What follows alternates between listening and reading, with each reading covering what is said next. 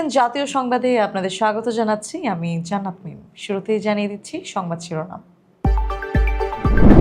মানবতা বিরোধী অপরাধে শামীম ওসমান সহ 12 জনের বিরুদ্ধে সাক্ষ্য গ্রহণ শুরু আজ।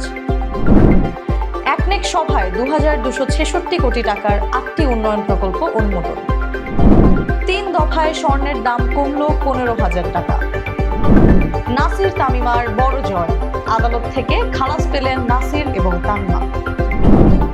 চিকিৎসা শেষে বাসাতেই আছেন তানিয়া বৃষ্টি, ছড়ানো হচ্ছে মৃত্যুর গুজব।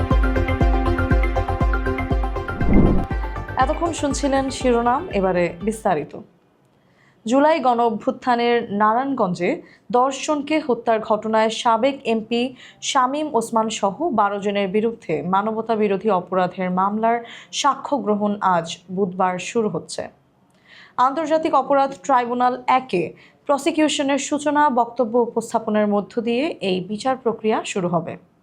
মামলার সব আসামি পলাতক থাকায় তাদের অনুপস্থিতিতেই সরকারি খরচে নিযুক্ত আইনজীবীদের উপস্থিতিতে এই বিচার কাজ চলছে। এর আগে গত 13ই মে শামীম ওসমান, তার ছেলে অয়ন এবং ভাতিজা আজমেরি ওসমান সহ 12 জনের বিরুদ্ধে 3টি সুনির্দিষ্ট অভিযোগে বিচার শুরুর আদেশ দেন ট্রাইব্যুনাল। অভিযোগ অনুযায়ী গত বছরের জুলাই এবং আগস্ট মাসে চাষারা, সাইনবোর্ড এবং ভুইগড় সহ বিভিন্ন এলাকায় শিশু ও শিক্ষার্থী সহ 10 জনকে হত্যা করা হয়। প্রধানমন্ত্রী ও একনেক চেয়ারপারসন তারেক রহমানের সভাপতিত্বে অনুষ্ঠিত একনেক সভায় 2266 কোটি 41 লাখ টাকা ব্যয়ের 8টি উন্নয়ন প্রকল্প অনুমোদন দেওয়া হয়েছে। মঙ্গলবার 9 জুন বাংলাদেশ সচিবালয়ে এই সভা অনুষ্ঠিত হয়। অনুমোদিত প্রকল্পগুলোর মধ্যে সরকারের নিজস্ব অর্থায়ন 2229 কোটি 13 লাখ টাকা এবং 3টি নতুন, 3টি সংশোধিত এবং 2টি মেয়াদ বাড়ানোর প্রকল্প রয়েছে। অনুমোদিত উল্লেখযোগ্য প্রকল্পগুলোর মধ্যে রয়েছে বরিশাল সেচ প্রকল্পের পুনর্বাসন, আনোয়ারা চকরিয়া আঞ্চলিক মহাসড়ক উন্নয়ন, 33টি জেলায় সার্কিট হাউসে লিফট সংযোজন এবং শিশু হাসপাতাল সম্প্রসারণ প্রকল্প। এছাড়া সিএমএইচে ক্যান্সার সেন্টার নির্মাণ, মাদ্রাসায় মাল্টিমিডিয়া ক্লাসরুম স্থাপন এবং গ্রিড উপকেন্দ্রের ক্ষমতা বর্ধন প্রকল্প অনুমোদন পেয়েছে। সভায় অর্থ এবং পরিকল্পনা মন্ত্রী আমির খুসরো মাহমুদ চৌধুরী সহ অন্যান্য মন্ত্রী এবং ঊর্ধ্বতন কর্মকর্তারাও উপস্থিত ছিলেন। দেশের বাজারে স্থানীয় তেজাবি সোনার দাম কমার পরিপ্রেক্ষিতে আরও এক দফা কমানো হয়েছে সোনা ও রূপার দাম। বাংলাদেশ জুয়েলার্স অ্যাসোসিয়েশনের সিদ্ধান্ত অনুযায়ী আজ বুধবার 10 জুন সকাল 10টা থেকে এই নতুন দাম কার্যকর হয়েছে। সবচেয়ে ভালো মানের বা 22 ক্যারেটের প্রতি ভরি সোনার দাম 6,591 টাকা কমিয়ে নতুন মূল্য নির্ধারণ করা হয়েছে 2,22,782 টাকা।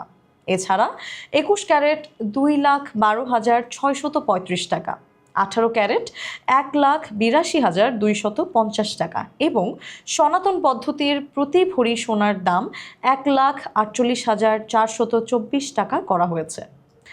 উল্লেখ্য, গত 2 এবং 6 জুনের পর এটি সহ টানা 3 দফায় ভালো মানের সোনার দাম সর্বমোট 15,339 টাকা কমল।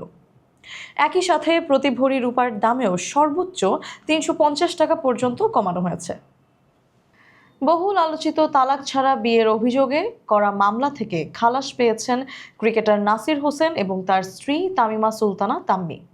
আজ বুধবার 10ই জুন দুপুরে ঢাকার অ্যাডিশনাল চিফ মেট্রোপলিটন ম্যাজিস্ট্রেট জসিতা ইসলাম এ মামলার রায় ঘোষণা করেন।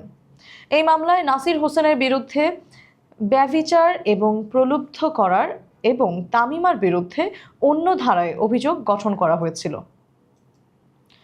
মামলার বিবরণ অনুযায়ী তামিমার সাবেক স্বামী রাকিব হাসান 2021 সালের 24 ফেব্রুয়ারি এই মামলা দায়ের করেন। মামলাটি 10 জনের সাক্ষ্য গ্রহণ শেষে 2025 সালের এপ্রিলে সাক্ষ্য গ্রহণ পর্ব সম্পন্ন হয় এবং গত মে মাসে যুক্তিতর্ক উপস্থাপন করা হয়েছিল। আজ আদালত আসামিদের আত্মপক্ষ সমর্থন এবং সাফাই সাক্ষ্য বিবেচনা করে ক্রিকেটার নাসির এবং তামিমাকে সব অভিযোগ থেকে খালাস দিয়ে চূড়ান্ত রায় প্রদান করেন। ছোট পর্দার জনপ্রিয় অভিনেত্রী তানিয়া বৃষ্টির মৃত্যুর খবরটি সম্পূর্ণ মিথ্যা এবং গুজব বলে নিশ্চিত করেছেন সংশ্লিষ্টরা। মঙ্গলবার ৯ জুন সকাল থেকে ফেসবুক সহ বিভিন্ন সামাজিক যোগাযোগ মাধ্যমে তার মৃত্যুর খবর ছড়িয়ে পড়লে ভক্তদের মাঝে উদ্বেগের সৃষ্টি হয়। তবে জানা গেছে অভিনেত্রী বর্তমানে সুস্থ আছেন এবং ঢাকায় নিজের বাসাতেই অবস্থান করছেন। জনপ্রিয় নির্মাতা সকাল আহমেদ এই তথ্য নিশ্চিত করে জানান, তানিয়া বৃষ্টি জীবিত এবং ভালো আছেন এবং চিকিৎসকদের পরামর্শ অনুযায়ী বিশ্রামে রয়েছেন। উল্লেখ্য, ব্রেন টিউমারে আক্রান্ত এই অভিনেত্রীর গত ফেব্রুয়ারি এবং মার্চ মাসে ঢাকা ও ভারতের চেন্নাইয়ে সফলভাবে অস্ত্রোপচার সম্পন্ন হয়েছে।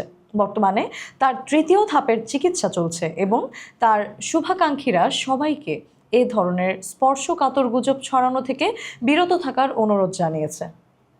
এই ছিল আজকের জাতীয় সংবাদ। নিয়মিত সংবাদ পেতে এফবিএন নিউজের সাথেই থাকুন। ধন্যবাদ।